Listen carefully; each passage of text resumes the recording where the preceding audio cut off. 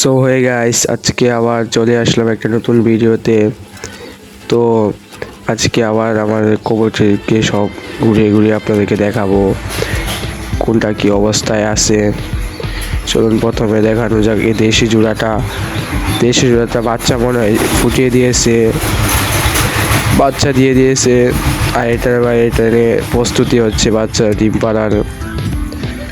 গিরিবাজ জোড়াগুলি ভাই, এদের বাচ্চা এবার আমি রাখে দেবো। আর এই সাইড ভাই এইটা নটটা। আর ভাই এখানে একটা জিসি জোড়া আছে ভাই, এটাও ফুটিয়ে দিয়েছে বাচ্চা, মনে হয় বাচ্চা তুলে দিয়েছে,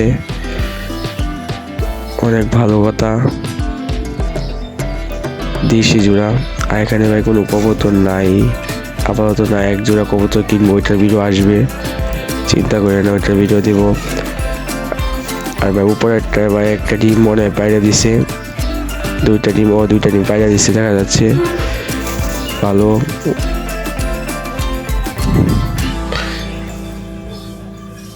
এখানে দুই ডিম পাই।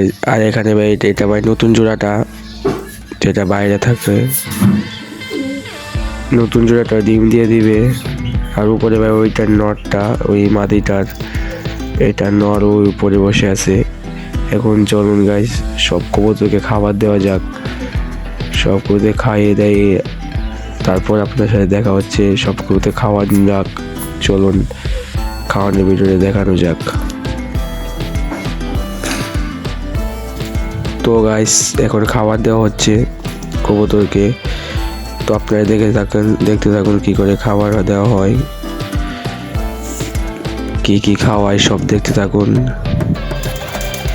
ভাই খাবার খাচ্ছে, তো এখন ভাই একটা কথা বলি ভাই, আমি এক জোড়া সিরাজি কিনছিলাম, ওই সিরাজি ভাই এত টাকা লস খাবো জীবনে ভাই ভাবি নাই ভাই। 1300 টাকা দিয়ে কিনা ভাই 800 টাকা বিক্রি করতে হয়েছে ভাই।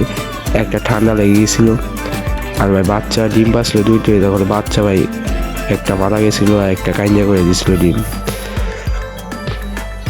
এখন ভাই এত বড় লসকে আর কবুতর আনতে মন চায় না।